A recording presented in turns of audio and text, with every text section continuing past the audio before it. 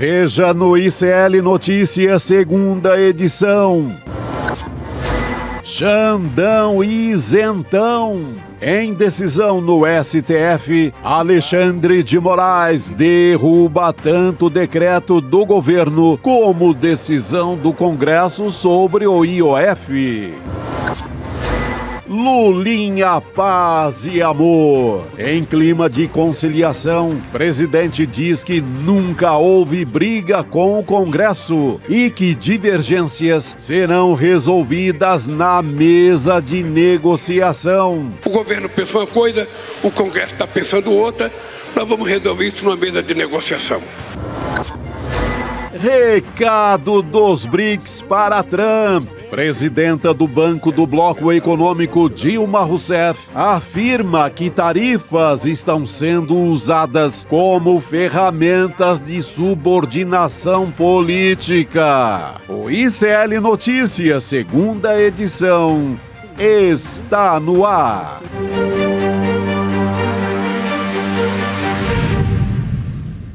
Olá, sextou! Hoje é dia 4 de julho de 2025. Boa tarde a você que nos acompanha nos canais do ICL, na Pop TV do Rio Grande do Sul e no canal A Voz Trabalhadora. Sejam bem-vindos também os ouvintes da Web Rádio São João, diretamente de Quixadá, no interior do Ceará, nosso querido e amado Ceará. Bom, a guerra do IOF escancarou o cenário atual do Brasil. Os ricos querem o banquete, mas não querem pagar a conta. Engraçado, né? Só que o povo percebeu e começou a pressionar o Congresso em torno de duas propostas do governo. Eu estou falando sobre a taxação dos super ricos e o fim da escala 6x1. Pautas que os deputados se negam a colocar em votação. O curioso é que desta vez o governo venceu a batalha nas redes, mas vai ter que voltar à mesa de negociação depois que Alexandre de Moraes suspendeu o decreto do IOF e propôs, então, uma audiência de conciliação, o que ajudou, em muito, o Congresso Nacional. Os deputados também ganharam uma nova aliada, a Rede Globo. No Jornal Nacional de ontem, o tom adotado é um já conhecido no Brasil, o de dar voz aos mais ricos e abafar os mais pobres. Não é isso, Chico Sá? Boa tarde É isso aí, Roberta. Você disse tudo. Eu só complemento que nos 100 anos da Rede Globo, essa foi uma das edições mais canalhas do Jornal Nacional. A gente está acostumado a ter várias edições canalhas, não só na Globo, mas na imprensa hereditária no geral. Mas a de ontem capricharam, viu? Colocaram até o tenente-coronel Zuco defendendo os super ricos, defendendo o Congresso, defendendo a paz, a harmonia entre os poderes. Aquele que é contra o aumento do salário mínimo, inclusive, né? Aquele canalha que é contra o aumento do salário mínimo. Então, aí teve Armínio Fraga, foi um festival contra pobre no Brasil. Foi o que foi promovido ontem. Depois do Jornal Nacional, eles passam a Odete Roitman. Mas a Odete Roitman, acho que era no próprio Jornal Nacional. Pois é, Chico. Porque vai odiar pobre assim no inferno. Pelo amor de Deus. Olá, Heloísa Vilela. Boa tarde para você, querida. O JN ontem se superou, hein? Se superou. Boa tarde, Roberta. Boa tarde, Chico. Vocês sabem, eu estava me lembrando de alguma coisa hoje, agora, nesse minuto, que vocês vão entender muito bem. Passou pela minha cabeça, Brizola deve estar sorrindo na cova, porque eu trabalhava no jornal O Globo, quando teve aquele escândalo da Proconsult, teve a reação do Brizola e foi a primeira vez que a gente ouviu o refrão "O povo não é bobo, abaixa a Rede Globo", que agora eles devem estar morrendo de medo desse refrão voltar à tona, porque naquela época teve carro do Globo virado, eu não saía com o bloco do Globo, com identificação do Globo, para cobrir reunião de decisão de greve em sindicato, nada disso, porque houve uma reação fortíssima da população. Então eu acho que a gente está vivendo um momento muito interessante, porque ficou muito cristalizado que boa parte, a grande maioria do Congresso, a TV Globo, Armínio Fraga, que eles entrevistaram, e outros personagens da República são claramente defensores do 0,01% mais rico da população. E todos nós, o restante, está do outro lado da equação. Então, acho que isso nunca, assim, há muito tempo não ficava tão claro. Eu acho que isso é importantíssimo ficar muito claro. E a TV Globo fez essa matéria, assim, tão nojenta, desculpa o termo, mas tão nojenta. Foi. E a reação popular foi tão forte que eles sentiram o golpe, eles tiraram a matéria do ar, gente. Eles proibiram que essa matéria continue sendo exibida. Ah, é? De tão impactante que eu não sabia. Acabou de sair a nossa turma aqui do ICL, que não é moleza. Caramba. Acabou de colocar aqui. Agora eles fizeram certo, porque é muito vergonhoso para eles. Ficar aquele registro, né, para a história é muito vergonhoso. Você lembrou o episódio do Brizola, que é uma resposta incrível. Tem no YouTube para quem quiser ver, né? E eu lembro, para a nossa audiência, do artigo do Chico Alves, meu xará, no portal ICL. Que ele faz um belo artigo sobre o Jornal Nacional de ontem. É um artigo também que fica ali como uma bela resposta ao JN, edição de quinta-feira, 3 de julho, para ficar na história. Aí ele botou, né, uma mistura de Caco Antibes com Odete Roitman. Exatamente. Excelente título da reportagem. E eu completaria com o Justo Veríssimo. Cabe todo esse personagem, todo esse tipo de personagem, seja na comédia, seja na novela, que diz odiar pobre no Brasil. O Chico foi muito feliz na comparação e no texto dele. É isso aí. Agora, Elô, a grande notícia do dia é que o ministro Alexandre de Moraes tomou uma decisão sobre o apelo do governo Lula sobre o decreto do IOF. E a decisão aponta possíveis erros dos dois lados. Por um lado, ele afirmou que o Congresso não poderia sustar os decretos com base apenas em discordâncias políticas. Vamos ver um trechinho da decisão. Vou ler aqui para vocês. Abre aspas. A finalidade do IOF, que permite a fixação de suas alíquotas, excepcionalmente por ato do chefe do Poder Executivo, portanto, é constitucionalmente estabelecida conforme destacada por essa Suprema Corte. Decisão do Xandão sobre o decreto do IOF. E aí, por outro lado... ou seja, Roberta, eu acho que é bom esclarecer, né? O que ele fala, porque essa linguagem, esse jargão, juridiquês, né? Aqui. Acho que muita gente se perde.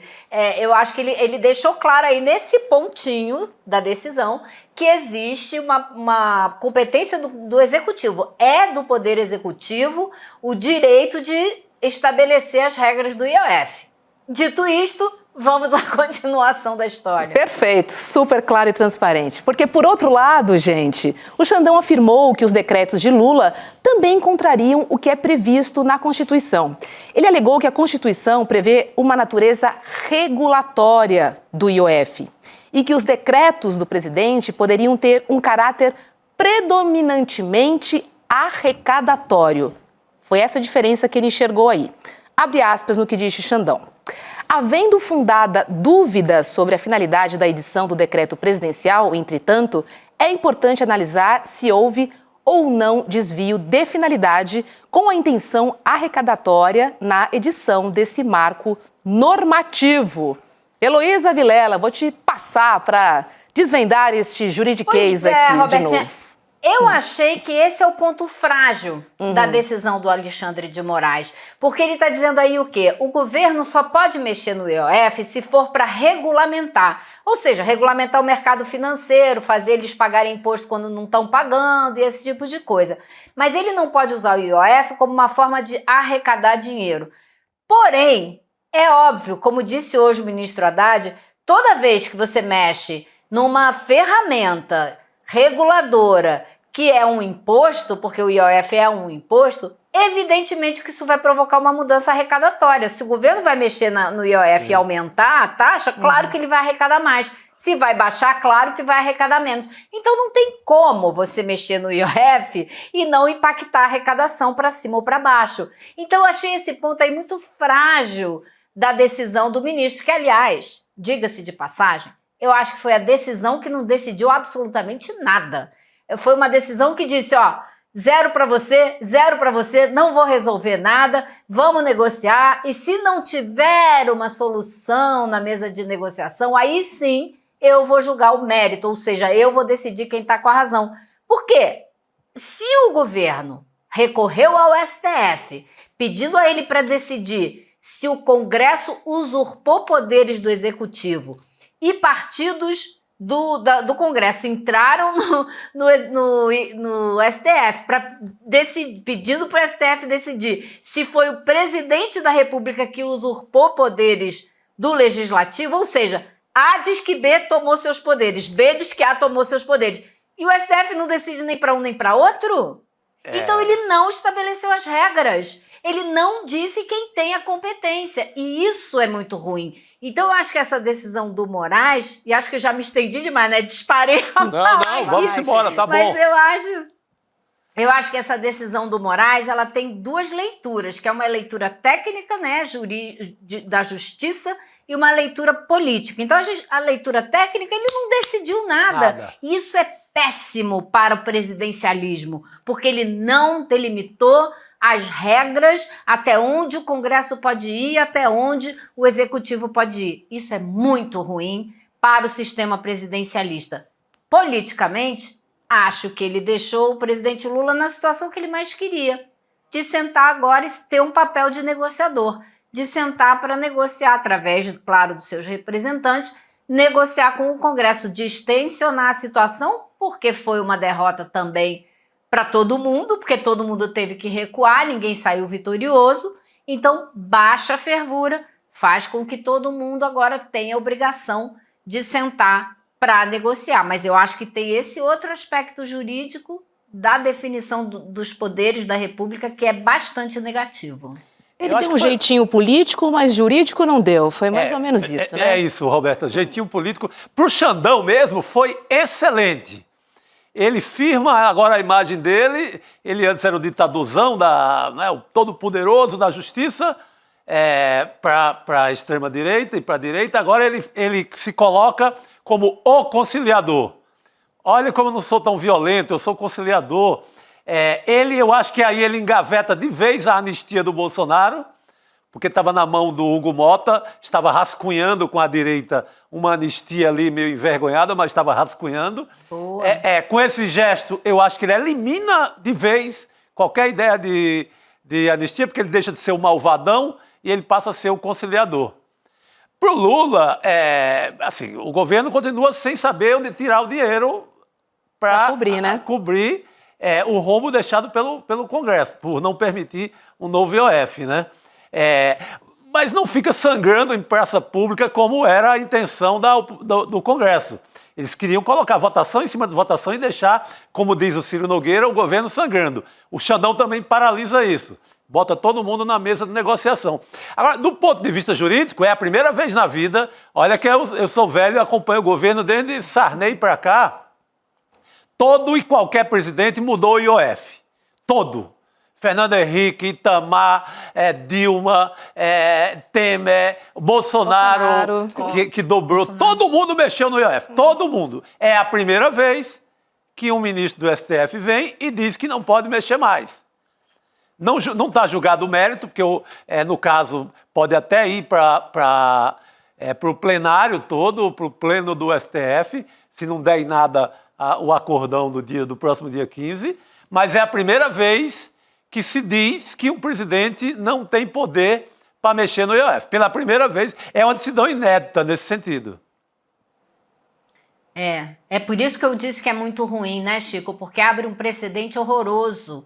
Ele fez um contorcionismo jurídico ali, porque ele diz que é prerrogativa do Executivo, mas dependendo da intenção. Depende quem vai julgar a intenção do Executivo, se foi para arrecadar ou se foi para regulamentar. Então, assim, nesse ponto eu acho que foi fraco desastrosa. É fraco esse ponto juridicamente. Na verdade, ele queria exercer o poder dele, colocar todo mundo na mesa e passar como o grande conciliador nacional. E ele vai colocar a turma no dia 15 e vamos ver o que é que dá, né? Agora, olha só, gente, em conversa... Vai lá, Elô. Não, diga, eu acho que você vai falar de uma coisa que eu ia mencionar. Eu quero trazer as aspas do Haddad. Você já trouxe um trechinho aqui. Eu queria trazer a conversa que ele teve com os jornalistas, porque alegou, né, que o decreto coíbe a sonegação, o que teria como consequência um aumento da arrecadação, mas sem elevação da carga tributária. Vou abrir aspas aqui no que disse o ministro da Fazenda. Todo combate à sonegação tem impacto arrecadatório. Agora, o que nós vamos demonstrar é que não houve um aumento linear do IOF. Nós corrigimos o que nos parecia equivocado do ponto de vista de sonegação. Então, as pessoas que estavam usando as operações financeiras de maneira indevida foram bloqueadas pelo decreto. Então, só para complementar aqui a fala do ministro da Fazenda, Elô. Então, você veja que ele destacou um ponto sem dar os detalhes, né? Mas, realmente, a maneira como o decreto do governo, ele não mexe no IOF de uma forma linear para todas as diferentes aplicações do IOF. Por exemplo, para investidores, ou seja, ricos, o aumento do IOF era de 0,38 para 3,5. É um aumento de quase 10 vezes. Então, fica bem claro em que setor que ele está mexendo, e por isso que ele falou que era para evitar sonegação, porque esse pessoal não está pagando esse imposto, está pagando pouquíssimo. Então, por isso que ele diz que estava cercando os sonegadores de várias maneiras nos últimos anos, né, desde que começou o governo. Então, eu acho que isso aí fica bem claro onde que ele estava mexendo, e por isso que ele está falando. Agora, é uma medida de regulamentação?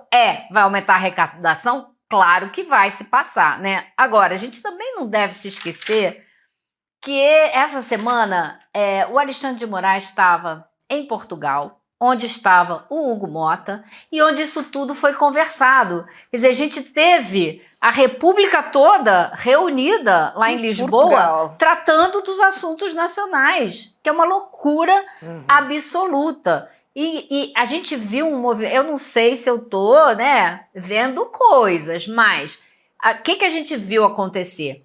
Ao mesmo tempo que teve uma reunião do Alexandre de Moraes com o Hugo Mota lá em Lisboa, em seguida teve um movimento aqui de partidos da direita que se reuniram para ir ao STF reclamar da derrubada, né, da medida do governo que derrubou o que o Congresso tinha feito. Então eles foram lá dizer, não, o que a gente fez é legítimo, é constitucional. Da mesma maneira que o governo tinha ido ao STF dizer, o que a gente fez aqui é legítimo, é constitucional.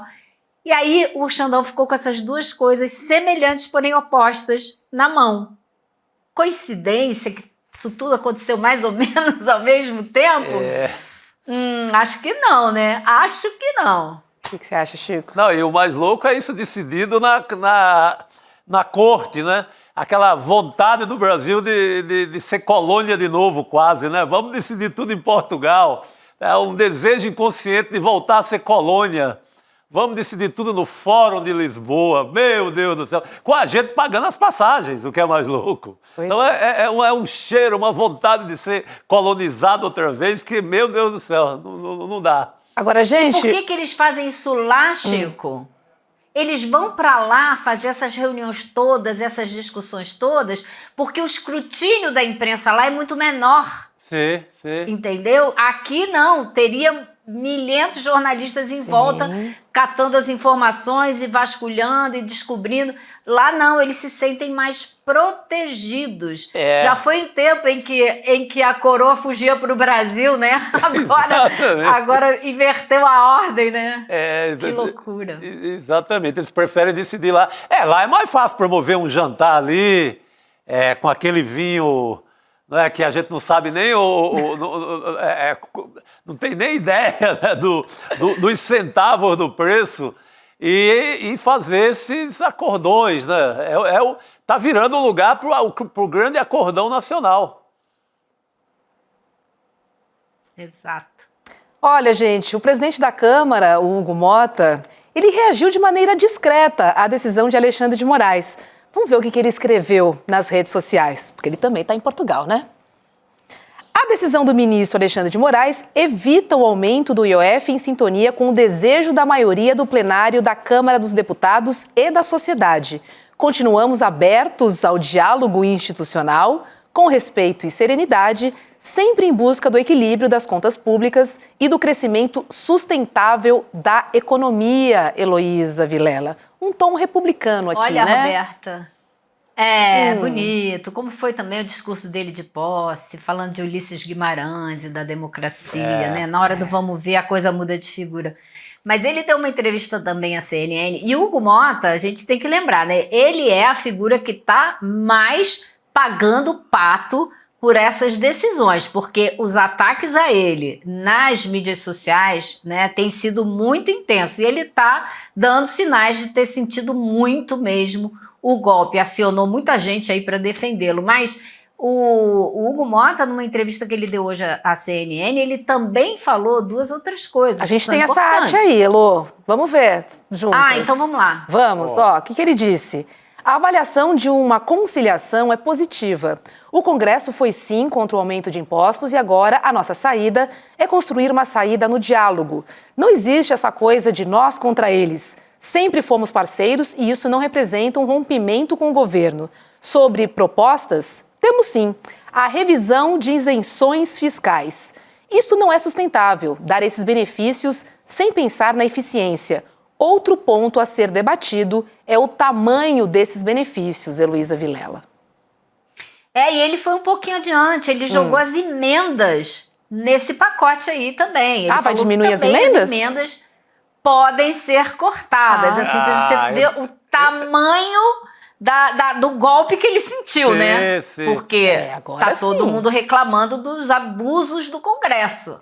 Para admitir que vai mexer até nas emendas, eu duvido ainda, mas para admitir isso é sinal que sentiu bastante. Aliás, é uma semana muito interessante, né? Mesmo com essa brochada na decisão do Xandão, que vai ali, não vai, fica ali um vernizinho, né? Uma manteiga. Vai pro 0-0, mas é uma semana muito interessante, né? É semana que o Brasil discutiu como nunca taxação a super rico. Fazia séculos que não se colocava isso na roda. Não é? Essa discussão foi muito importante, uma discussão que tira a Rede Globo do conforto deles e faz com que eles fabriquem um verdadeiro panfleto a favor dos ricos, a favor dos bancos, a favor dos bilionários, numa quinta-feira à noite. Então, chacoalhou a forma como a esquerda foi para as redes sociais e cobrou, deu uma assanhada como a gente não via há muito tempo. Então, há um saldo muito importante de mobilização, que eu espero que isso seja confirmado na rua, no dia 10. Dia 10, é muito importante. O que se assanhou agora, que vire um mar na Paulista no dia 10. É importantíssimo. Acho que o Rio também, a turma da luta contra o 6x1, contra o regime de trabalhar 6 dias e só descansar 1, também vai fazer manifestação no Rio no mesmo dia 10, mais focada no 6x1. Então, é uma semana muito importante, assim, que deixa uma história que pode render em mobilização como a gente não via há muito tempo. Tomara que não esfrie o clima como o Xandão tentou esfriar agora com a decisão dele. Pois é. Exatamente, Chico. E olha, o que eu ouvi aqui em Brasília, no Palácio e tal, e dentro do PT, foi que esse foi o momento mais importante do governo Lula até aqui, desde o 8 de janeiro. Sim. Essa campanha toda, né, de taxar os super ricos, de defender os pobres, de defender os trabalhadores, né, uniu o governo, provocou uma aglutinação das forças dentro do governo, como não se via desde o 8 de janeiro, quando o governo estava sob ataque feio, né, ataque direto. E eu acho que isso não foi só essa campanha dos super ricos serem taxados, mas foi também aquele momento da aprovação da derrubada das medidas do IOF, enviado pelo governo para o Congresso, que tinha, como eu falei aqui para vocês, um clima, um cheiro de golpe no ar. Sim. E isso assustou muita gente também e provocou essa reação. Então, é um momento politicamente muito bom, muito forte que serve de base para a construção de muito mais. E isso que a gente quer ver. A gente quer ver a militância, os partidos de esquerda capitalizar isso aí, botarem fermento nesse bolo para que ele cresça bastante. Interessante, porque a gente sempre ficou no contra-ataque, né? Por muito tempo. Exatamente. E agora a gente está pautando e vendo o outro lado, tentando reagir, mas também não está conseguindo. Mas também não está conseguindo. Não está conseguindo. Então, olha, é indefensável. É indefensável, né? É indefensável a tese da direita, da burguesia nacional, da elite do atraso, chame como a gente quiser chamar. É indefensável, porque você está defendendo uma injustiça tributária. Você está defendendo que o Brasil fique ao lado da Estônia e apenas da Estônia como o único país do mundo em que rico não paga imposto em dividendos. É zero. Isso. É paraíso total. Sabe? Qualquer outro lugar você paga acima de 30%. Aqui não. Aqui o bilionário resolve se autorremunerar com uma retirada na sua empresa, lá, os tais dividendos, e não paga nada. Não e paga... com juro de 15% para remunerar o dinheiro, cara. É tudo total. De maravilhoso. É paraíso total. Não dá, né? O bilionário pagando menos imposto do que uma enfermeira, do que uma professora, do que um comerciante, do que o dono da padaria, do que o empreendedor. Não dá, né? E isso todo mundo entende, né, Chico? Isso é uma coisa muito clara, límpida, que todo mundo entende, que é preciso defender os pobres e tirar um pouquinho dos ricos. Agora, é uma pauta tão forte, com tanta tração na sociedade, tão clara, límpida, simples, que a direita estava ontem no Congresso se queixando que não tinha uma pauta para bater, não tinha nenhum instrumento para discutir dentro do Congresso e se contrapor a isso. E espero que não arrume mesmo, porque contra essa aí vai ser difícil. Pois é, a gente está falando da maioria da população brasileira, né? Fica difícil. A direita estava tão perdida, viu, Roberta, que foram buscar o Curupira lá na COP, que a COP, o símbolo da COP, que vai ser em Belém, é o Curupira. O Curupira é aquele bicho que no folclore ele espanta quem vai derrubar a floresta, quem vai maltratar os animais e etc, né? E eu vi o Nicolas Ferreira recorrendo ao Curupira, porque estava sem bandeira. Tá difícil mesmo. Então foram pegar o Curupira, porque estavam desesperados, sem bandeira alguma. Então, prova que a esquerda retomou uma bandeira muito interessante, pedagógica, que dá para tocar em frente por muito tempo. Até porque eles não estão acostumados a ficar na retranca, né? Então, temos aí uma nova etapa, um novo capítulo aí.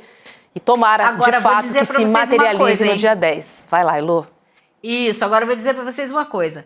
Não esperem do governo Lula, não é ducha de água fria isso não, é toque de real. Não esperem do governo Lula um tom de enfrentamento com o Congresso a partir daqui. O governo Lula vai adotar o tom conciliador, sim, vai para essa reunião e vai esperar o próximo ataque para adotar uma posição de enfrentamento. Quem vai ter que continuar enfrentando tudo isso é, como eu disse, são os partidos progressistas, é a militância, porque governo é governo, militância é militância. Não Perfeito. Vamos confundir as coisas. Muito de acordo. Boa, contigo, bem lembrado. Como sempre, querida. Heloísa Vilela, sextou pra você. Muito obrigada, viu? E até a semana que vem. Falou, pessoal. Beijo. Até beijos. Boa noite, querida. Obrigado. Chega mais, Rodrigo Viana.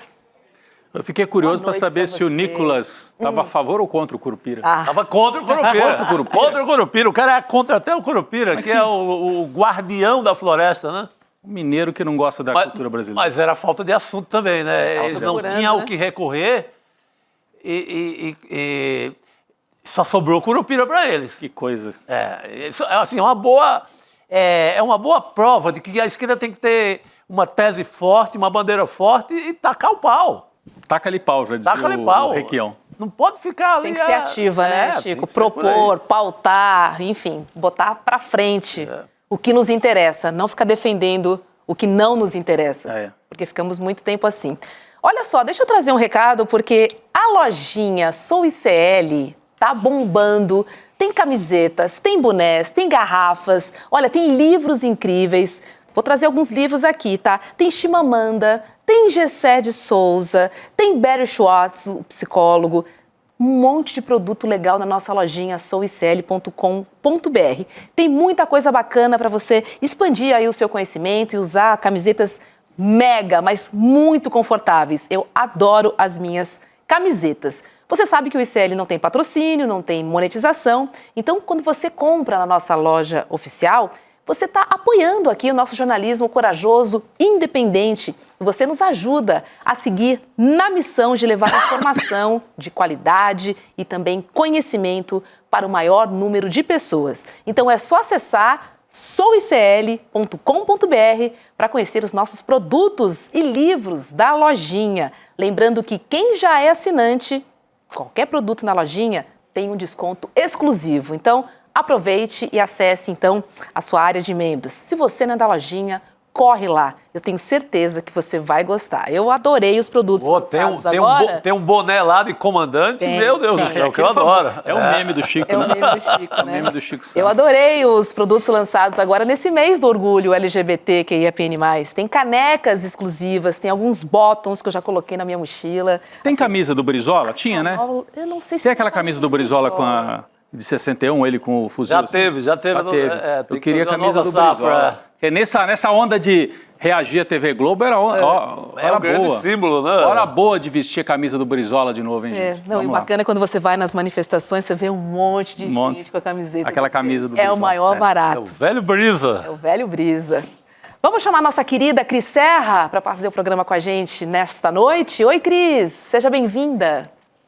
Oi, Roberta, Chico, Rodrigo e nossa comunidade. Boa noite. Boa noite. Boa noite, Cris, porque finalmente, aleluia, a esquerda começou a usar a tecnologia a favor do interesse do povo. Na última semana, uma série de vídeos produzidos por inteligência artificial mostra o retrato atual do Brasil, né? Um Congresso que trabalha pelos interesses dos mais ricos em detrimento dos mais pobres. Alguns satirizam autoridades, como o presidente da Câmara, Hugo Motta, chamado nesses vídeos como Hugo não se importa. São geniais esses vídeos. Hugo não se importa. Incríveis, é muito cara. bom, é muito e, assim, bom. É o tipo de trabalho de uma escala 6x6, né? Porque a inteligência artificial, tá trabalhando, assim, a resposta é muito, muito rápida.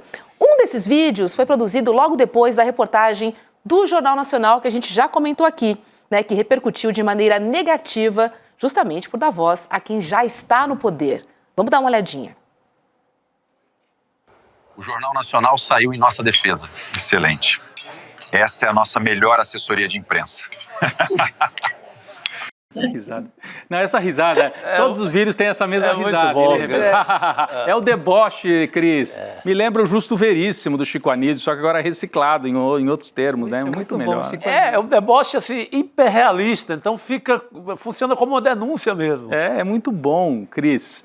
Mas é uma onda, só para quem... Desculpa, Cris, só para assim... retomar rapidinho, né? Eu sei que vocês já falaram, mas a Globo usou 6 minutos do Jornal Nacional. Quase 7, Rodrigo. Quase 7. Quase 7 minutos. Para dizer que há uma campanha contra os bilionários, coitadinhos, nas redes sociais. E aí foi ouvir o Armínio Fraga e o Zucco. Cara, aquilo é imoral, né? Dizendo que a esquerda está atacando a democracia, isso vindo de um bolsonarista. Mas é demais. Aí foi isso. Cara, aí como é que colocam aquilo, né? Foi uma coisa lamentável. É achar que a gente não tem memória mais nenhuma. Mas eles apostaram nisso, pelo visto, né? Já voltaram atrás. Mas, desculpa, toda vez a Cris vai falar, eu falo antes aqui. Desculpa, Cris. Cris, com você. Não tem problema nenhum. É isso que eu ia falar, né? A Globo retirou, disse que não vai mais exibir aquela matéria em lugar nenhum, né? Vocês estão sabendo. Sim. Já gente, aqui. A pergunta que o Chico acaba de fazer, como é que faz um negócio desse? Olha só, gente, eu não tinha assistido ontem a essa reportagem, eu não assisti. Aliás, está cada dia mais difícil assistir ao Jornal Nacional. A gente tem que assistir porque tem que saber para onde está soprando o vento da direita e da extrema-direita e como que essa organização de comunicação tão gigante reage a isso. Mas eu tenho cada vez menos estômago. E aí, eu queria lembrar o seguinte... A Globo tenta muito se fazer de democrata, né? Liberal nos costumes, combate o racismo, né? Agora a gente vê na dramaturgia uma coisa, aliás, importantíssima, né? Que é a valorização de atores negros, né? Você vê todas as protagonistas hoje das novelas são mulheres negras. Ótimo, aplaudo. Mas quando se trata, né, de falar de luta de classes, a Globo sabe muito bem o que ela tem que fazer, né? Essa matéria que eu assisti há pouco, antes de entrar aqui no ICL, eu acho que só tem uma definição para isso. É um trabalho jornalístico nojento, asqueroso, é indigno aquilo ali, colocar aquelas pessoas para falar. E aí, Chico, como é que a Globo faz um negócio desse? É a mesma emissora que fez a edição do debate Lula-Collor em 1989. Então, a Globo tenta fazer uma maquiagem, né? Dizer que ela se modernizou, que ela tem uma mentalidade arejada, tenta se distanciar dessa ligação íntima, né, carnal com a ditadura. Mas nessas questões, quando se trata da luta de classes, ela tem um lado muito claro, muito definido. Por isso ela fez aquela reportagem ontem e colocou aqueles porta-vozes que são pessoas completamente desqualificadas. Aquele Coronel Zucco, aquele Rogério Marinho, o Armínio Fraga. Armínio Fraga, que disse que tem que congelar o salário mínimo por 6 anos. Então, assim, é um trabalho, assim, do ponto de vista jornalístico, aquilo é lixo. Agora, mostra, né, que por mais que a Globo, em alguns momentos, né, pareça, né, que faz jornalismo, ela faz quando ela quer. Sim. Quando ela quer, ela faz. Sim. A gente viu na Covid, por exemplo, né? Mas também, quando ela quer atacar o povo brasileiro, ela ataca também. Foi isso que ela fez ontem com aquela reportagem. Atacou o povo brasileiro. Agora, como vocês estão aqui comentando, eu estava acompanhando, assim, me deliciando, né? As redes, a Globo pode muito, mas não pode tudo. Acabou o tempo em que ela tinha o monopólio da voz. Acabou. Ela teve que reagir por causa da repercussão nas redes sociais. Não, e para a gente que entende de TV, né? Para uma emissora botar no ar uma reportagem de 4 e 7 minutos... É só quando morre assim, o Papa. Exatamente. Assim. Quando morre o Pelé, morre o Papa. Ou então, quando interessa muito ao dono da emissora, né, sobre Roberta? Isso que eu estou falando aqui. Ou então, Rodrigo e Roberta, ou então, né, na época da Lava Jato, né? Com o tubo ali de ontem, né? Lembrou muito o tempo mais pesado da Lava Jato, né? Lembrou. Porque, assim, é uma operação... Por exemplo, a Globo tem excelentes profissionais. Repórteres capazes de fazer uma matéria excelente sobre qualquer assunto. A gente não está falando disso. A gente está falando de uma operação editorial claro, dos donos da emissora. Eu fiquei até com pena da repórter que fez a matéria. Que é sacrificada para fazer aquele tipo de coisa. Exatamente. Mas a gente faz a diferença. Uma coisa é o profissional lá, o repórter, e outra coisa é a operação. Ontem foi uma operação. Na Folha de São Paulo, a gente chamava de Operação Portugal. Lembro disso. Não era a operação do Gilmar Mendes, do Fórum de Lisboa, mas era a Operação Portugal, ou seja, a operação da corte, de quem manda submetendo os jornalistas a uma operação vergonhosa. Na Globo eu não sei se tem um nome, X ou outro. Ontem foi uma operação daquela, que o dono liga e diz, olha, a gente precisa responder a esse povo. Mas sabe o que eu achei, Chico? Na Lava Jato, a Globo estava na ofensiva, estava com a narrativa construída, estava com o domínio da narrativa. Ontem me pareceu acuada. 6 minutos, 7 minutos, acuada. Boa observação. Sabe, tem essa diferença. Claro, defendendo o bilionário, defendendo os BBBs, os 3, aliás. E ela também, né? Bilionário, são os 3 sócios da Globo, Betis e bancos, que são patrocinadores. Mas a gente teve outras matérias dessas de inteligência artificial contestando a matéria da Globo. Gente, vamos ver aqui um outro vídeo que circulou nas redes contestando a reportagem do Jornal Nacional. A reportagem que já foi tirada do ar, inclusive. Vamos ver. Por que será que o Jornal Nacional só chamou engravatado para falar dos vídeos de inteligência artificial que o povo está fazendo contra o Congresso da Mamata? Hein? Jornal Nacional, a gente não quer saber a opinião de supostos especialistas. Sabemos que a Globo é contra a taxação dos super ricos, mas os vídeos vão continuar. Agora é a voz do povo. É porque tiraram do ar, né, Roberto? Quando a gente fala tirar do ar, né, antigamente não existia isso, foi pro ar e foi. Mas hoje em dia fica lá na... Poderiam deixar nas redes sociais, no G1, lá no repositório, circulando ainda. Tiraram, e a gente vê uma matéria hoje de uma dessas colunas que cobre televisão, dizendo que a ordem foi não repetir a reportagem nos outros telejornais, no Bom Dia Brasil e tal, porque pegou mal. Sentiram, né? Sentiram. Até a borracharia do Zezão, como a gente viu aí no vídeo, reclamou com razão. O Zezão. Estão dizendo aqui que eles tiraram só dos telejornais que na... Como é que é? Que na rede... redes continuam? Continua no site do Jornal Nacional? Então tá. Então não repetiram nos outros telejornais, mas tá lá no site do Jornal Nacional. O fato é que houve uma reação. É. Assim, isso é muito importante, porque como a Cris contou, antigamente ficava por isso mesmo. E era uma mídia hegemônica. Hoje, não mais. Perfeito. E olha, e mesmo com as redes sociais tomadas de menções contra o Congresso e a favor do governo, o presidente Lula preferiu colocar panos quentes na guerra do IOF.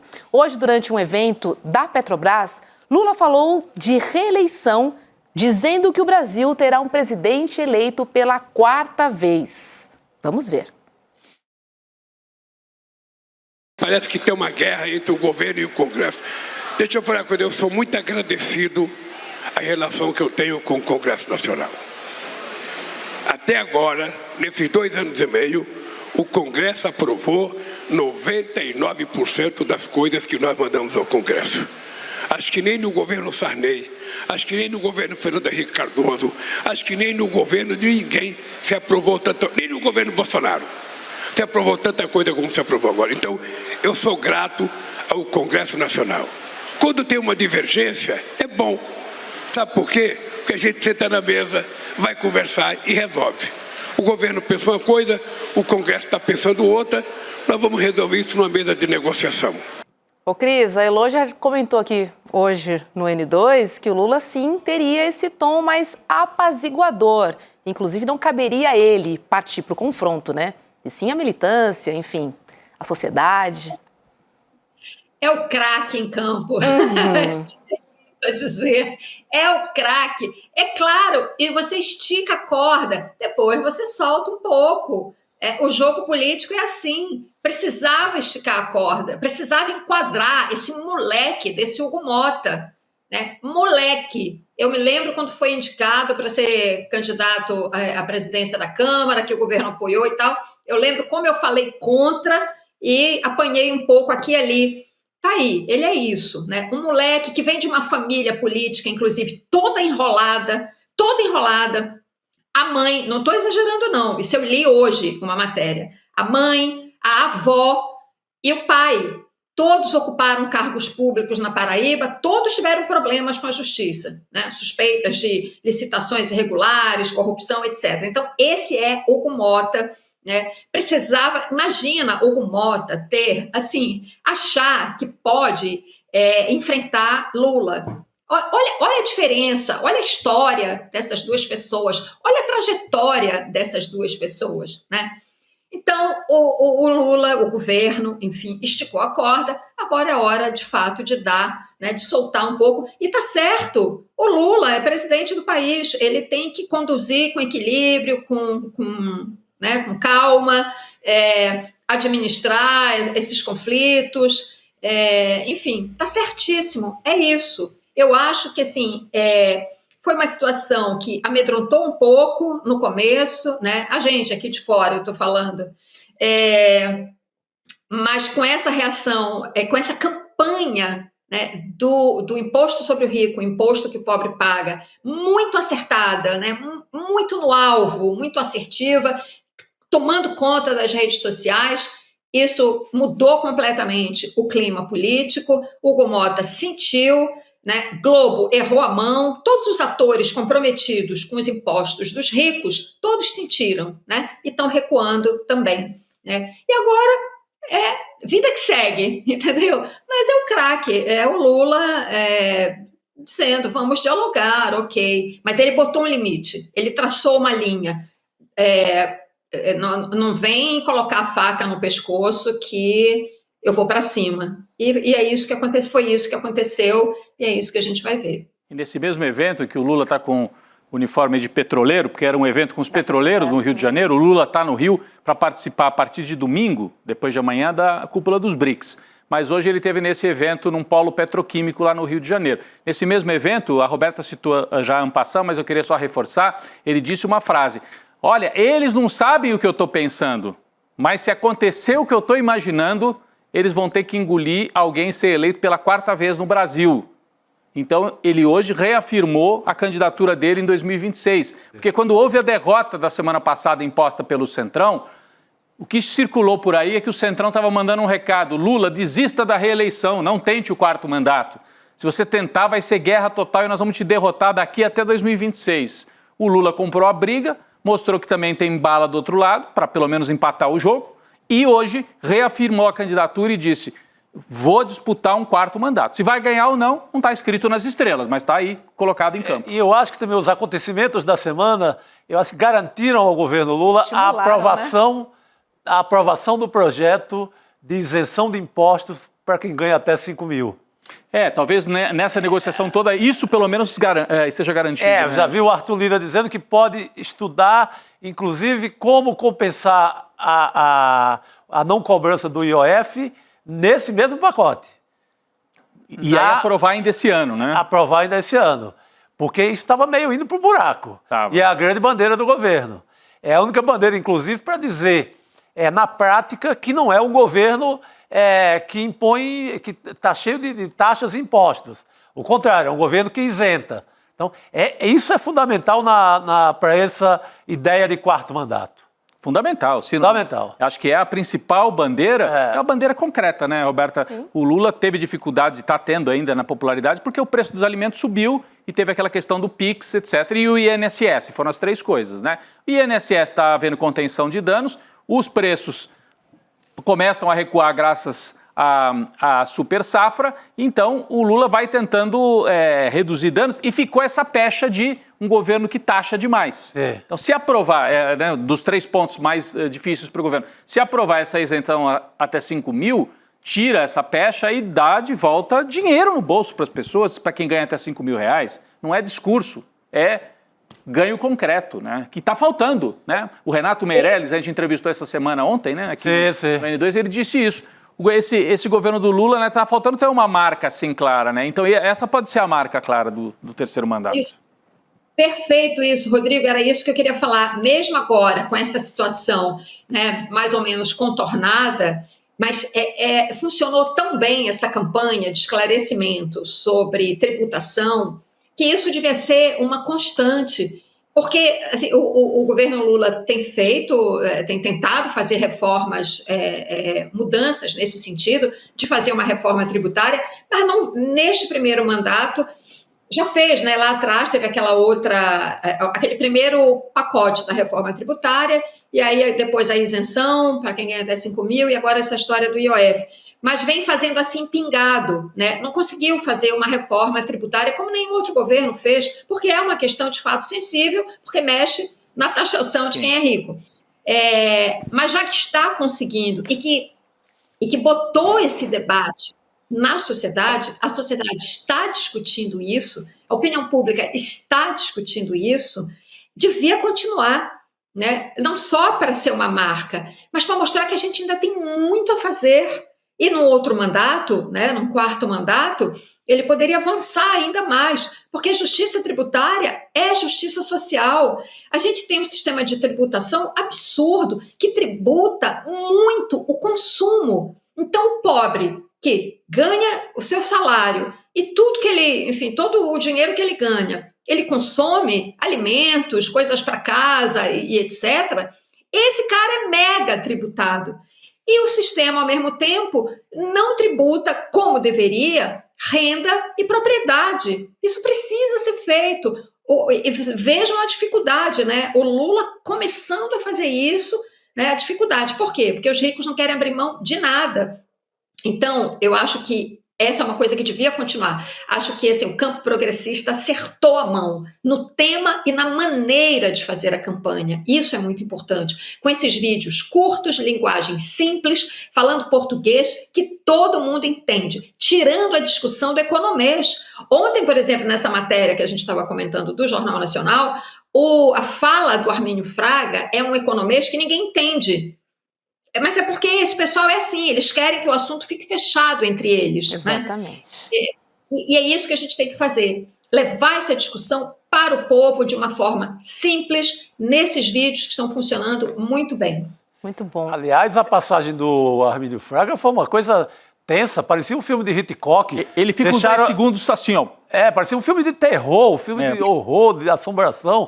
Deixaram o bicho tremendo na tela. E em off a repórter falando. Em off a repórter falando só para ele dar o arremate. Só que ele faz um arremate tão maluco, tão labiríntico. A gente só sabia que pela cara que ele estava defendendo a tese da emissora e dos super ricos. Sim. Mas não dava para compreender uma frase ali naquele discurso. É no trem fantasma. Depois o Nassif vai ajudar a gente a entender. Garota! Fica aí com a gente no N2, porque vamos precisar de ajuda dos universitários. Por favor. Aqui, viu? Pico definiu perfeitamente, labiríntico. O cara dava umas voltas que eu fiquei perdida a uma certa altura. É isso aí. Isso aí. Para o povo não participar do debate, né? Exatamente. Assim. Cris Serra, querida, obrigada e um ótimo final de semana para você. Valeu, Cris. Obrigada, gente. Sextou. Valeu. Tchau. Obrigado, querido. Olha, gente, para entender melhor, para a gente poder entender, sim, essa decisão do Alexandre de Moraes sobre o IOF, a gente conversa agora com a advogada constitucionalista Adamares Medina. Oi, Damares, boa noite, seja muito bem-vinda. Já vou logo perguntar para você, o que é que você achou da decisão do Xandão sobre a audiência de conciliação, hein? Seja bem-vinda novamente. Obrigado. Obrigada. Olá, Chico. Olá a todos. Bom, eu estou aqui ainda segurando os risos da fala do Chico sobre o Armínio Fraga ontem na Globo News, porque realmente... E a Cristina Serra também, se o economês é complicado para o povo entender, imagina o juridiquês, né? A decisão do ministro Alexandre de Moraes foi bastante extensiva e como a linguagem é uma tecnologia fascinante, né? Porque, a princípio, a decisão suspende todos os decretos. É como se ele não tivesse adotado ponto de partida nenhum. Mas, na prática, ao suspender todos os decretos, a decisão do Congresso Nacional de derrubada dos decretos do presidente acaba valendo.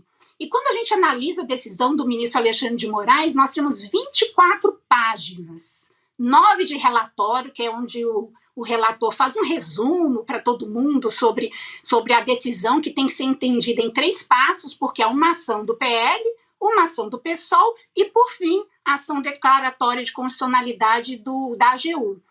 E 9 páginas ele dedica para o relatório, 6 páginas ele acolhe todos os argumentos do PL, 2 páginas ele dedica aos argumentos da AGU e, por fim, dá essa decisão aí salomônica de suspender todos os decretos, dando a entender que não estava tomando partido, mas, na prática, suspendendo a majoração das alíquotas do IOF. E a audiência pública, particularmente, tem assumido uma relevância muito grande no contexto decisório do Supremo Tribunal Federal. Nós temos, desde 2020, o ministro Dias Toffoli, quando estava na presidência do tribunal, criou o Núcleo de Solução de Conflitos. O que isso significa? É uma função do Supremo que procura estabelecer pontes entre os efeitos de eventual declaração de constitucionalidade e o mundo da vida, né? As consequências práticas e concretas que decorrem de eventual declaração futura. E é curioso porque esse núcleo, eu estive assistindo uma palestra da coordenadora há pouco tempo atrás, até o início desse ano fazia 2 audiências de conciliação a cada 2 meses. E hoje em dia o Supremo faz 3 audiências por semana. Então, é uma função nova do Supremo Tribunal Federal que busca trazer as partes em conflito para uma solução que não seja definida pelo tribunal, mas apenas mediada pelo tribunal. E é importante também para quem nos assista entender que o Supremo é a única corte constitucional no mundo que faz audiência de conciliação.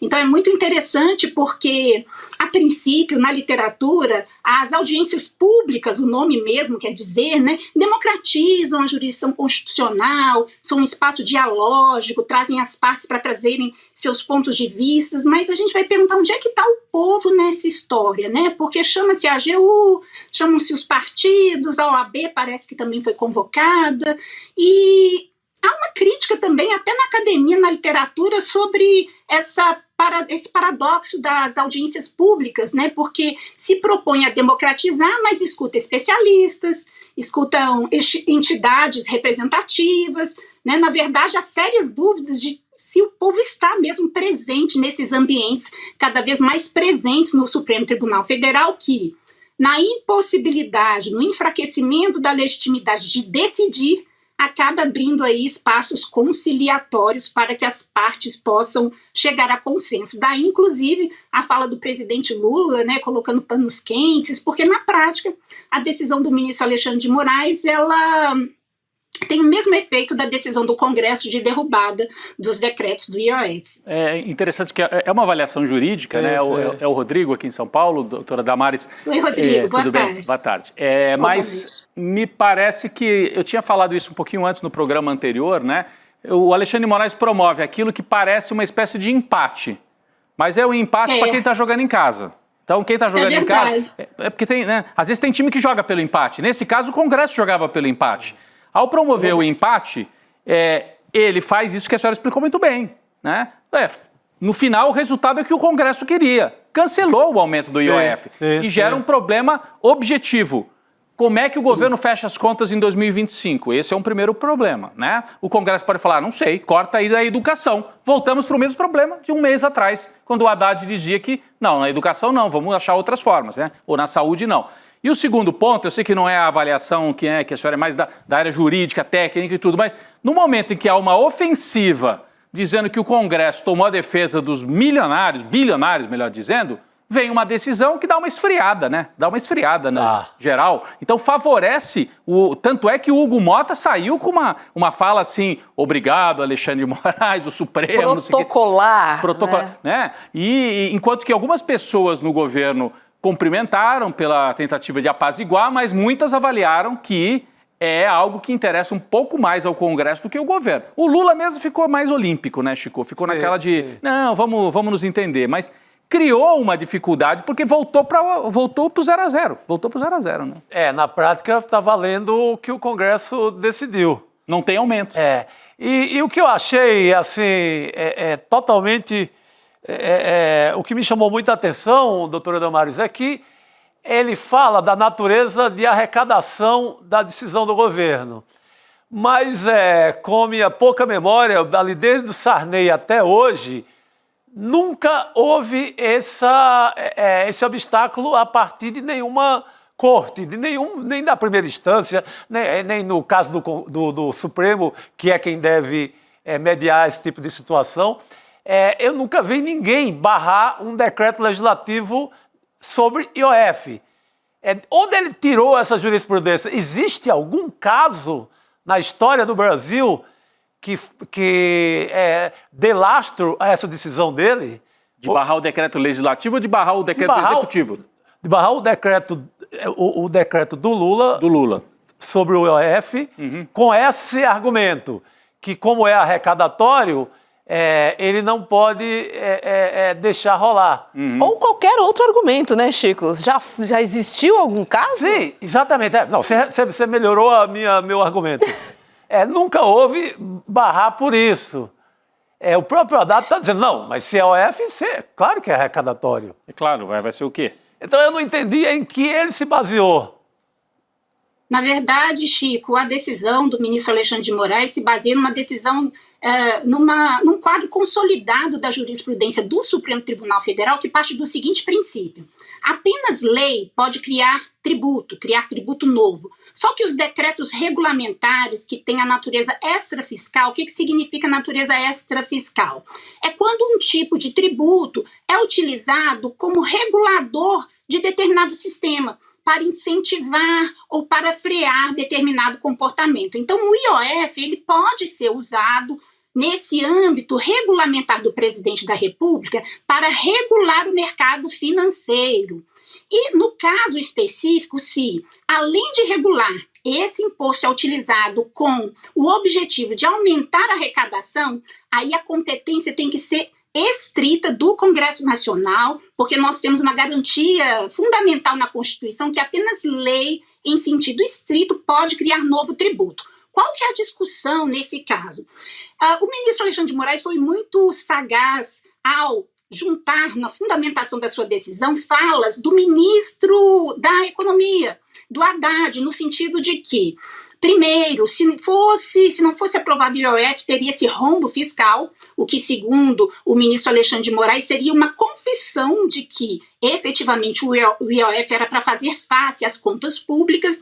Ele usa também uma fala do Haddad, onde ele diz que o incremento com esses novos decretos do IOF na receita seria de 20 bilhões. E aí o que o ministro Alexandre de Moraes faz? Tradicionalmente, a arrecadação do IOF em 2024 foi de 60 bi. Com mais 20 bilhões, nós teríamos aí um aumento de praticamente 60%.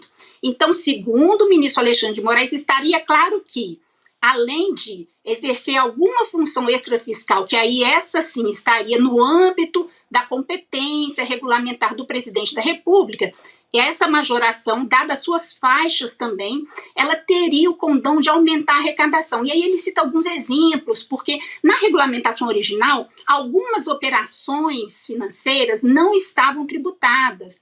E houve também novas hipóteses de incidência que não poderiam estar sequer incluídas na definição de operação financeira. Mas tudo isso é uma discussão técnica, teórica, que o ministro Alexandre de Moraes não adentrou, né? Ele deixou bem claro que existe plausibilidade, existe fumaça do bom direito, de uma parte, de outra também, apesar de ficar 6 folhas falando de uma parte e apenas 2 de outra, e acabou suspendendo tudo, dando a entender que não tomava partido, mas marcou a audiência de conciliação aí para o dia 15.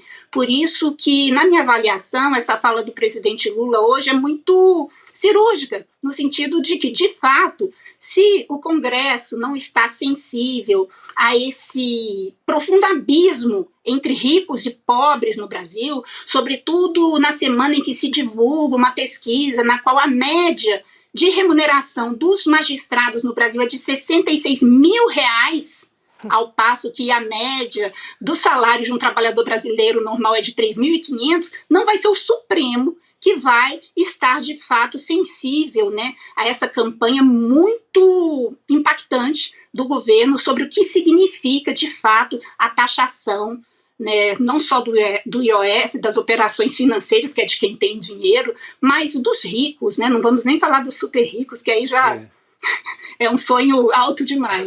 Pois é. Muito bom, muito bom.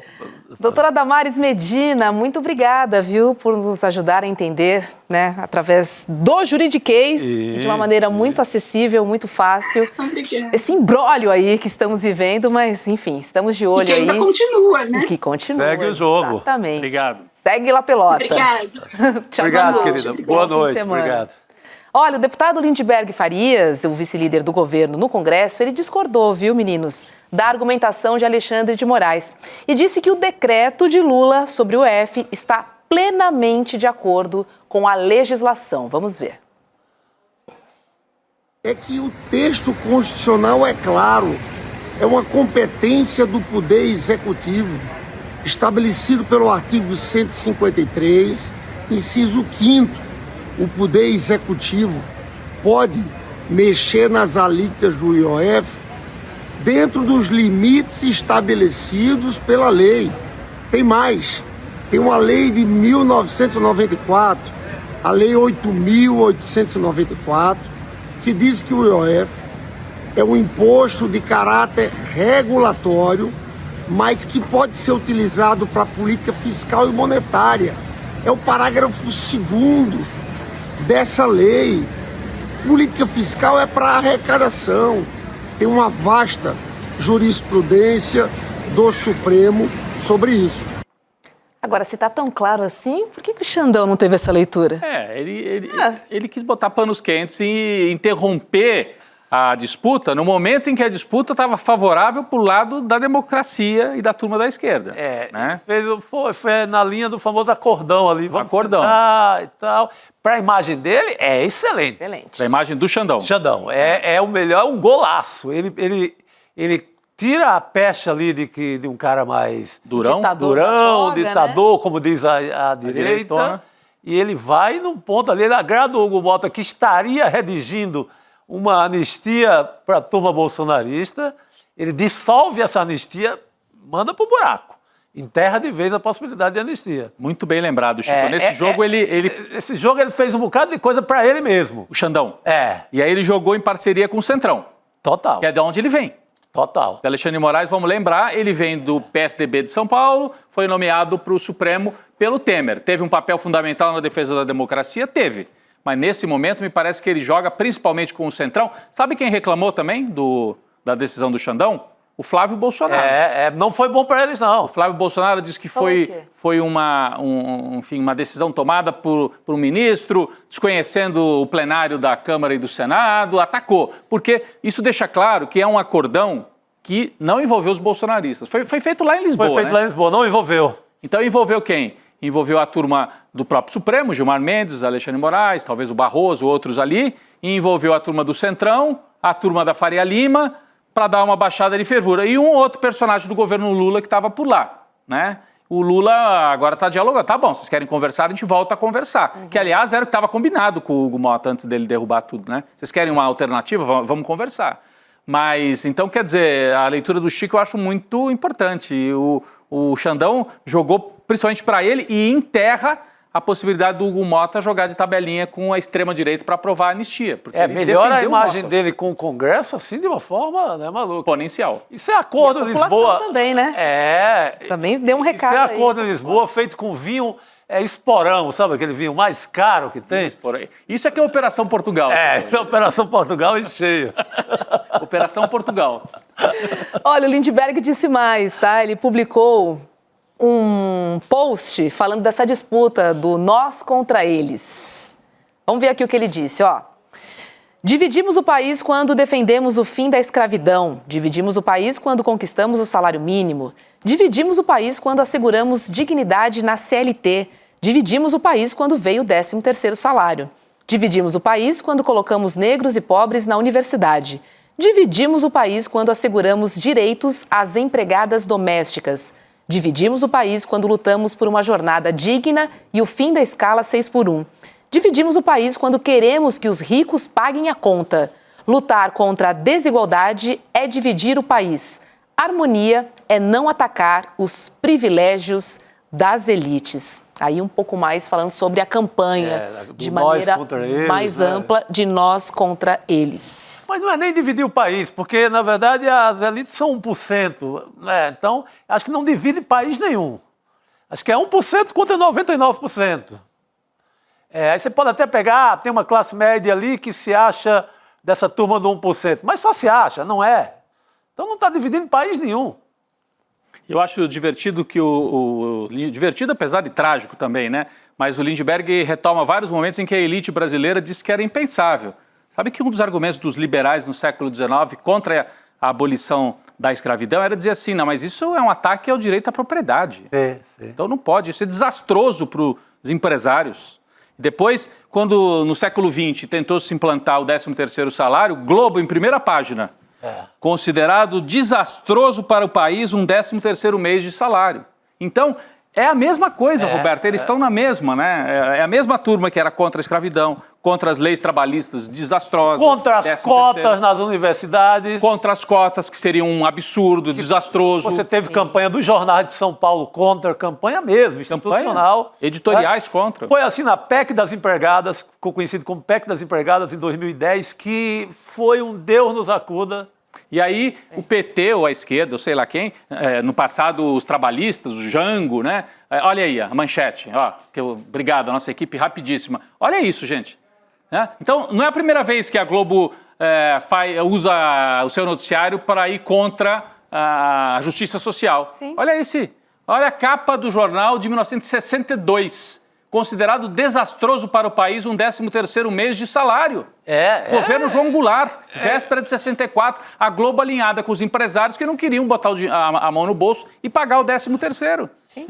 E nesse período aí, se falava assim, vai quebrar o Brasil inteiro, todos os empresários vão quebrar, não tem condições. A mesma coisa que se fala hoje a qualquer iniciativa para tornar as coisas menos injustas. Considerado desastroso o fim da escala 6x1. É perfeito. Exato. É só substituir. Roberta, você agora pegou o exemplo correto. É isso aí. E o Lindbergh trouxe isso ao longo da história, como é que são acusados, então, de dividir o país. Olha, o João Goulart, era acusado, está dividindo, está jogando pobres contra ricos, obrigando, olha que absurdo, obrigando os empresários a ter que pagar um 13º salário. Virou lei, virou direito, nenhuma empresa quebrou. Né? Você faz a previsão orçamentária da empresa e passa a pagar. Né? Nem o próprio Globo só cresceu. O próprio jornal está completando 100 anos agora. Não quebrou. Não quebrou. Virou televisão, virou um império e continua fazendo, usando 6, 7 minutos hoje para dizer que é desastroso dizer que os bilionários têm que pagar imposto. Olha que coisa perigosa.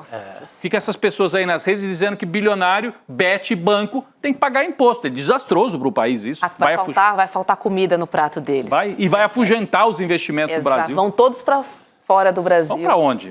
Sabe por que não vão? Porque qualquer lugar, se passar ali para a Argentina, já começa a pagar mais imposto. Qualquer lugar do mundo, eles vão pagar mais impostos, eles vão pagar dos dividendos das firmas, eles vão ter que pagar. A não ser que eles sigam todos para a Letônia. Porque a Letônia também não tem, tá igual o Brasil. Ou o Afeganistão, talvez, alguma coisa assim. Não, assim. o Afeganistão paga imposto. Paga. Só não paga Letônia e Brasil. Super rico só está bem nesses 2 lugares. Vai para a França para você ver como é que você paga imposto. Vai para os Estados Unidos. A França também. É mais de 50%. A gente estava falando sobre o Mundial de Clubes hoje. Verdade, A premiação, 30% de imposto. Eu estou falando de 250 milhões. O Palmeiras e o Fluminense estavam querendo que a FIFA pagasse aqui no Brasil. Porque se pagasse nos Estados Unidos, você traz menos dinheiro, porque paga o imposto lá. 30% paga lá. Aliás, Fluminense classificado para a semifinal. Parabéns ao Fluminense. Opa! Olha só, tricolor. Gente, a gente chegou a comentar, da fala do Armínio Fraga, na entrevista no Jornal Nacional. Eu tenho aspas aqui do que ele disse, porque vamos começar que ele falou que o IOF é um imposto de péssima qualidade, né? Eu vou abrir aspas aqui para trazer a fala toda. Essa história do IOF, que foi o gatilho para isso, esse é um imposto que gera relativamente pouco e de péssima qualidade. Péssima.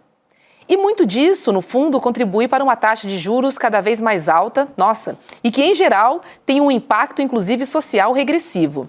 O que eu quero dizer com isso? Quem é devedor fica muito apertado, tipicamente os pobres, e o pessoal que tem dinheiro, que tem poupança, está aí ganhando essa taxa de 15%. Então, é uma confusão enorme. Falta, eu diria, um certo entendimento de causa e efeito. A confusão dos diabos é essa fala dele, né? Que não dá pra... Tem que mandar para um professor interpretar. Porque... Precisa de legenda, né, essa fala. Pelo amor de Deus.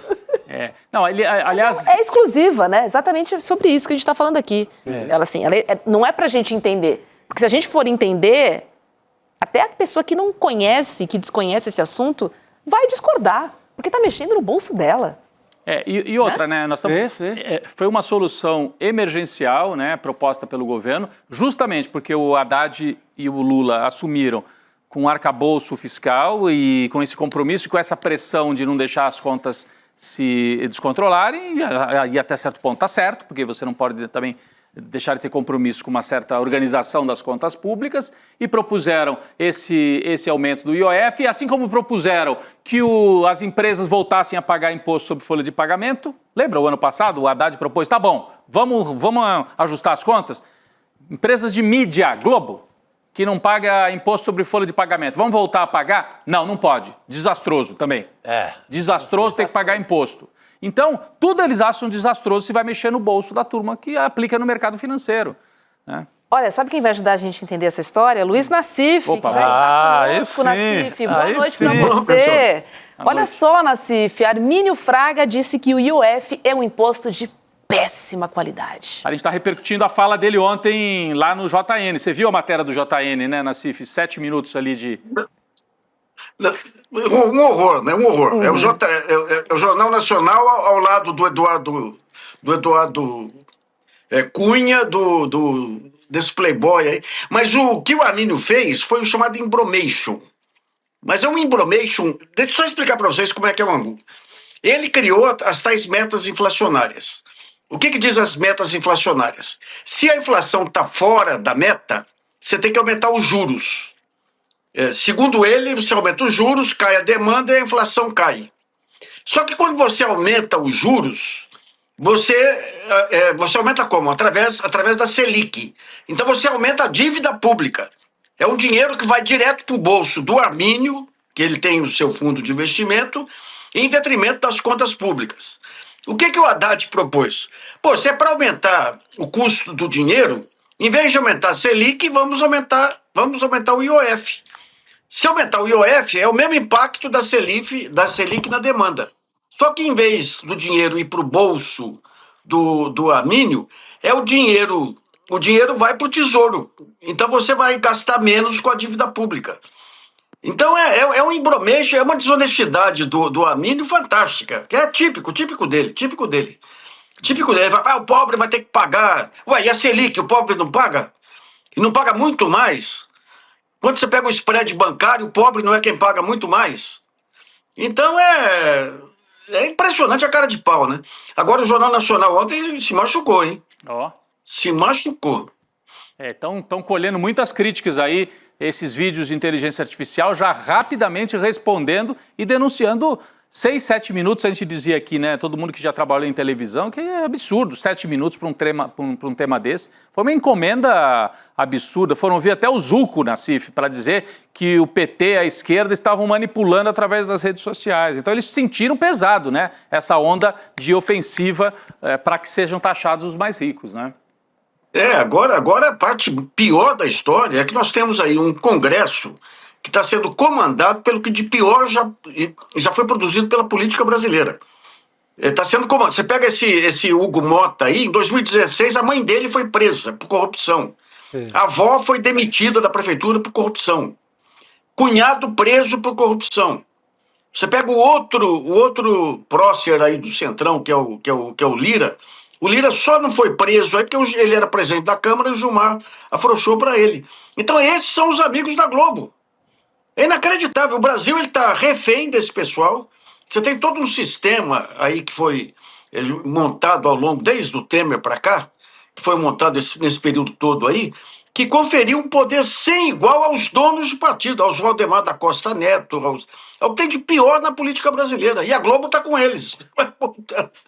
É inacreditável. Pois é. O Nassif, a gente já mostrou aqui hoje a resposta do ministro Fernando Haddad à decisão do Alexandre de Moraes. O Haddad alega, né, que a medida do governo, né, até aumenta a arrecadação, mas por meio do combate à sonegação e não do aumento do imposto. Explica pra gente esse conflito aí, o que o governo defende e a argumentação de Moraes, que aponta aí um possível desvio de finalidade no uso do decreto presidencial para fins arrecadatórios. Não é? Se você pega o IOF, o IOF ele serve de um lado para arrecadar, não é a função principal dele, mas de outro para regular, para ajudar a conferir aí a questão da sonegação. Agora, eu estou aqui no Rio, aqui nesse encontro do Banco dos BRICS, eu estive ontem com a ex-presidente Dilma Rousseff e com o Haddad. O Haddad, eu conheço o Haddad há muito tempo. Pela primeira vez eu vi que o Haddad colocou o punhal na boca e partiu para a luta, viu? Ontem ele deu essa questão do imposto dos super ricos contra os pobres, foi o primeiro mote, obrigou até o Lula, que o Lula tá meio arredio aí das disputas, a entrar nessa disputa. E o que ele falou foi uma coisa bem interessante. Ele falou o seguinte: meu pai já dizia, se a pessoa que está te atacando não sabe o motivo de estar te atacando, dê-lhe um motivo. E o motivo o que é? É começar agora a colocar essa questão da sonegação dos subsídios. Inclusive vocês colocaram, a Globo é uma das grandes beneficiárias aí desse subsídio, e a tributação sobre os ricos. E é gozado. Pega os editoriais dos jornais aí. Não, você está querendo criar luta de classe. Gente, a tributação progressiva, o que é progressiva? É quem ganha mais, paga progressivamente mais. Ou seja, se quem ganha menos paga 10%, quem ganha mais tem que pagar 15%, para dar um exemplo. Hoje, os milionários, aqueles que têm salário de 1 milhão por mês, pagam 10% de alíquota. É a mesma da professora que o Haddad tem dito. Então, o Haddad, ele fez do limão uma limonada. Em cima dessa questão do IOF, ele deu uma bandeira, a primeira bandeira para o governo Lula, efetivamente, que é a questão da justiça tributária, e que é uma ferramenta intrinsecamente capitalista. Intrinsecamente, não tem luta de classe, coisa nenhuma. É uma das maneiras que o capitalismo encontrou para ser minimamente civilizado, e o Brasil não chegou nesse estágio ainda. Então você tem, o Haddad é um cara racional, é um cara que procura humanizar, digamos, o que tem aí dentro desse modelo econômico nosso aí, usa a racionalidade e bate de cara aí com essa loucura, né? A sorte nossa, nós temos duas sortes aí. Uma foi que em 2018 a 2022 tinha um incompetente no governo. E agora o fato desse rapaz aí, o Hugo Mota, ser um playboyzinho sem malícia política, né? Ele expôs de tal maneira e está se considerando herói agora. Está recuando agora para buscando uma conciliação com o governo. Agora o Lula, ele atravessou o Rubicão agora. Ele estava nessa conversa aí de fazer acordo com o Centrão, entregava tudo, entregava ministério, Caixa Econômica, e não tinha nada em troca, nada em troca.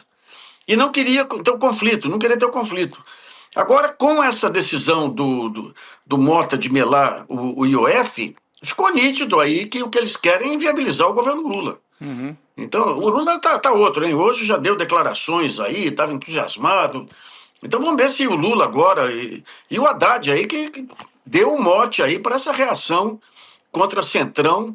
Agora a Globo é demais, né? Ela faz um baita esforço para tentar limpar a barra, mas não consegue. É a síndrome do escorpião. O escorpião. A história fala mais. Ontem sujou geral de novo, né? De novo. Foram alguns passinhos aí para trás. Agora, Nassif, você disse aí que está na 10ª reunião anual, né, do Banco dos BRICS. E aí, na cerimônia de abertura do evento, a ex-presidente Dilma Rousseff, ela deu um recado claro a Donald Trump, né, dizendo que, diante das transformações geopolíticas, tarifas e sanções estão sendo usadas como ferramentas de subordinação política. Quais são os destaques que você traz para a gente dessa reunião, hein? Olha, foi uma reunião fantástica. Ontem teve o coquetel. Eu tive um convite, aliás, da própria Dilma para participar do coquetel. Fiquei conversando com ela. O respeito com que o ministro das Finanças da Rússia, o ministro disso, daquilo, tratavam ela, atribuindo a ela, inclusive, a formidável expansão dos BRICS aí, de 5 para 9 países aí, né? Mas a parte mais interessante é que todos eles, você tinha Bangladesh, China, você tinha Argélia, que entrou agora, todos eles falando na cooperação. Se você pega o modelo que foi criado no pós-guerra, do predomínio americano, você tinha até alguns discursos aí de cooperação e tudo, mas era um modelo em que tudo estava em torno do poder massacrante dos Estados Unidos. As regras do FMI, do Banco Mundial, a OTAN. Hoje, aqui agora, tudo que se falava é da colaboração. Por exemplo, teve uma última mesa agora sobre inteligência artificial. E o sujeito da China lá falando da importância do código aberto, da importância de levar a inteligência artificial e a digitalização para os excluídos. Então é um discurso total, é um discurso que os Estados Unidos tiveram, talvez, no período do Roosevelt, lá no New Deal, em 1932, da colaboração, da solidariedade, tudo que foi retomado, né? E um ponto que eles colocam aqui é horizontal, não tem aquela história. Por exemplo, você pega a ONU, você tinha lá o Conselho de Segurança, que um país tinha direito a veto. Aqui é horizontal. Mas mesmo sendo horizontal, nas conversas que eu tive com a ex-presidente, ela tem muita encrenca na distribuição dos investimentos, né? Faz parte, o que faz parte do jogo, né? Mas um ponto que foi muito falado, inclusive o Galípolo estava chegando lá agora também, é essa questão de você fazer o comércio internacional nas moedas locais.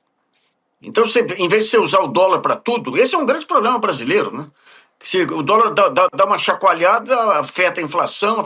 Então, o que está caminhando é para começar a fazer o comércio nas moedas nacionais. Então, você pega a moeda chinesa aqui, você acumula aqui, depois você troca ali. É um ensaio ainda. Não é a moeda que vai substituir o dólar, mas são algumas maneiras aí de fugir dessa loucura do dólar aí, que ampliou com o Trump, né? Sim. Então a diferença, quando você vê o Trump, aquele negócio de faroeste lá, de impor tudo, de bater pau na mesa e tudo, e você vê a conversa de todos os países aí, em torno da colaboração horizontal, da importância de você integrar socialmente setores despossuídos aí ao mercado. É um outro mundo que está sendo gestado aí e sob o comando de uma brasileira, né? Pois é.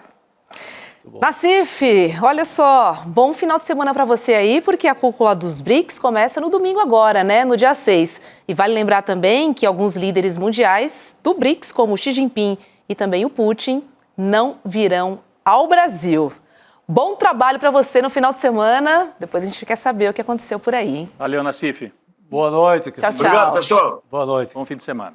Fechamos, meninos. Hoje, por aqui, o N2. Muito bem, fechamos Obrigada, bem com Rodrigo. o Nassif afiado aí. Muito, ajudar a gente a entender, né? Assim, maravilhoso. Eles falam que é pra gente não participar da rodinha, né? Exatamente. Mas assim, somos 99%. Exatamente. Somos maioria, a gente não pode perder isso de vista. E não vamos dividir a Jurubeba não, hein? Não, Só Jurubeba, nossa. vai. Manda Jurubeba. Só nossa. Tá liberadíssima, Brasil. Vambora. Bom final de semana para todo mundo. Obrigada pela sua companhia. E até mais. Até mais. Olha só, eu aqui no reino dos livros. Há mais de 150 anos, o poeta Castro Alves recomendava: bendito que semeia livros, livros a mancheia. O livro caindo na alma é germe que faz a palma, é chuva que faz o mar do conhecimento. O conhecimento que liberta. ICL, Instituto Conhecimento Liberta. E agora a gente tem uma lojinha de livros para você. Livros à mancheia. Livros de alta qualidade que te ajudam a pensar.